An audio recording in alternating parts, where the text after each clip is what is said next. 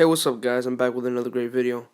Well, apparently Andre Ward and Sergey Kovalev pay-per-view only cracked 160,000 pay-per-view buys.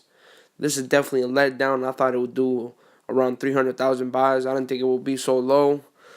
But in the back of my mind, I was kind of expecting a number below 200,000 because nobody I knew was ordering the fight. We all kind of went to my coach's house and we all saw it there, but none of my family members were talking about the fight. You know, the fight really could have generated more numbers if they would have promoted the fight, but they really did not promote the fight at all, like until like the month of the fight, which is kind of bad promotion skills. I don't know why the hell they would do that. Maybe HBO is really running on a low budget as people rumor it to be. It's kind of embarrassing for them to call this pound for pound and the fight for pound, and the fight barely generates 160,000 buys.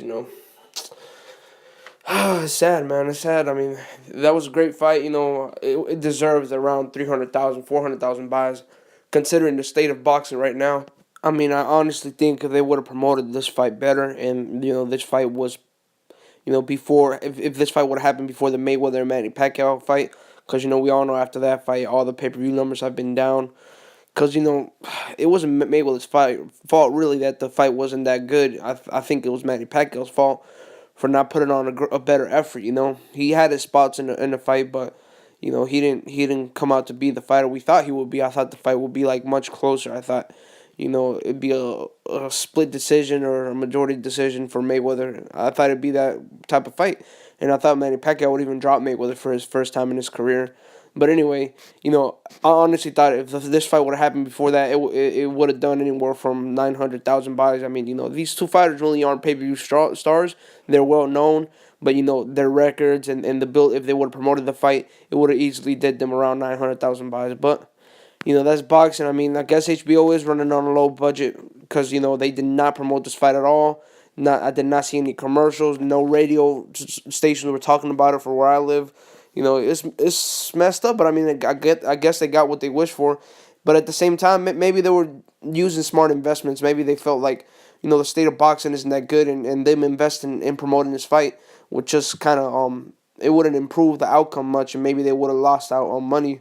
So I guess they made a smart move by promoting it a little bit and just letting whatever pay-per-views were gonna buy, letting whoever was gonna buy it, buy it, and then that way they didn't lose out that much money, and I guess they made their money, and they didn't take any risk, which is a smart and dumb move because I felt like some casual fans would have bought it if they would have promoted it better. At the end of the day, I feel like this puts even more pressure on the behalf of Golden Boy and Team Tom Loafer K2 Promotions to get down and make the fight happen. Do what has to be done to make that fight happen. Because I believe a lot of people thought this fight was gonna put boxing back on his feet, but evidently it didn't. So I think Canelo and Triple G is the only last hope for boxing to be back to superstardom as it once was before the Mayweather and Manny Pacquiao fight. So I believe they should just sit down and think about the sport, think about the fans, and just leave everything on the table and be like, all right, we'll just make the fight, whatever, Triple G, just accept what you're being offered. At the end of the day, it's your biggest payday.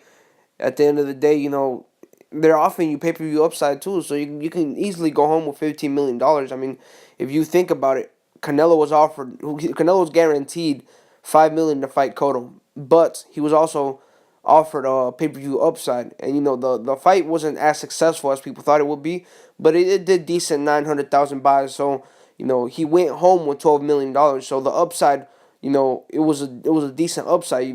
So he went home with $12 million. So can you imagine?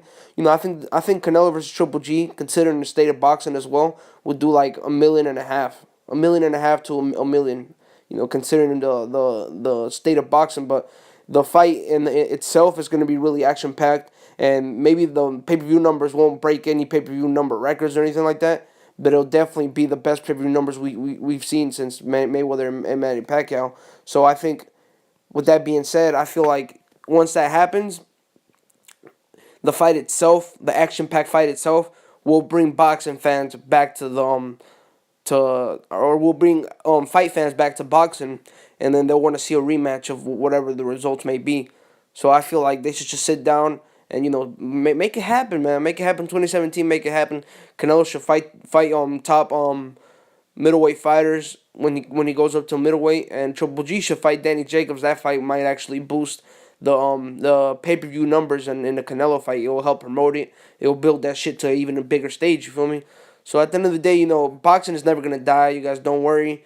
We're just going through it has to get worse before it gets better, and I think we hit rock bottom. And I think it's evident. So, at the end of the day, subscribe. This is Boxing Guru. I'm out.